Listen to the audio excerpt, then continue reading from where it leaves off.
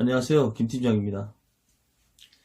우리는 입찰을 보면서 많은 정보를 확인하고 입찰에 참여하고 있습니다. 그런데 정확한 정보를 확인하지 않고 참여한다면 그 손해의 가치가 어느 정도라고 생각되시나요? 그냥 스쳐 지나가는 하나의 공고라고 생각하기에는 그 값어치가 너무 크다고 생각합니다. 자, 그러면 공고의 내용은 어디에서 확인하죠?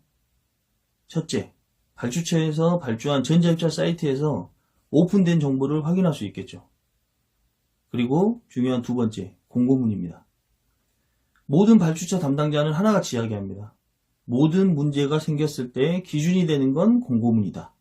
그만큼 공고문은 매우 중요합니다.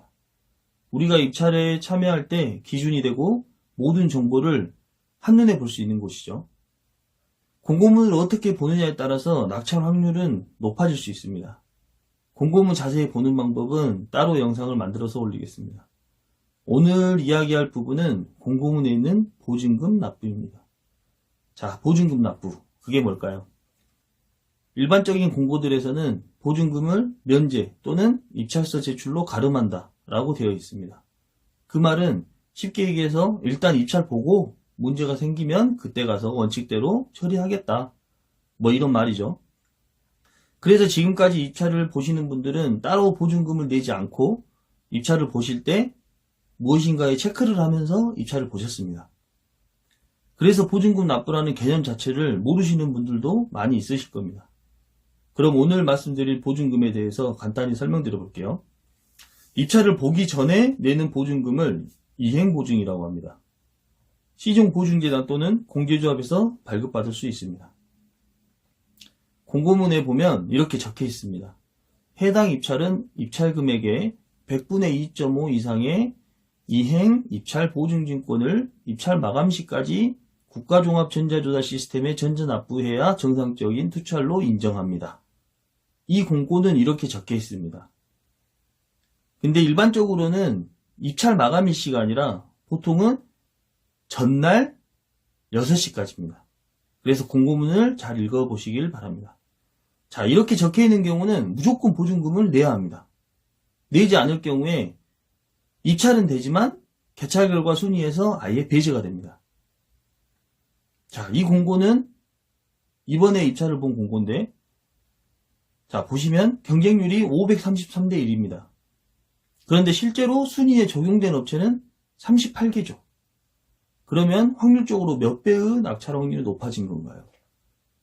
그렇습니다. 바로 14배의 확률이 높아진 거죠. 이런 엄청난 기회를 지금 놓치고 계셨나요? 533대 1짜리 공고가 38대 1짜리 공고가 됐습니다. 놀랍죠? 물론 보증금 공고를 들어가기 싫어서 안 들어가는 건 이해가 됩니다. 하지만 알고 안 들어가는 것과 모르고 들어갔다가 떨어지는 것과는 하늘과 땅 차이겠죠. 저는 이런 식으로 보증금 납부 공고를 높은 확률로 수도 없이 낙찰을 했습니다. 이번 달에도 지금 벌써 2건이나 낙찰했고요. 자, 이건 제가 잘해서 낙찰한 게 아니라 당연히 보증금 공고니까 보증금 납부를 했고 높은 낙찰 확률의 분석 노하우만 살짝 얹은 것 뿐입니다. 결국 기본에 충실했다고 할 수 있을까요? 아니죠. 이거는 당연히 분석 담당자로서 해야 될 일을 한 것 뿐입니다. 그러면 여러분들은 어떠신가요?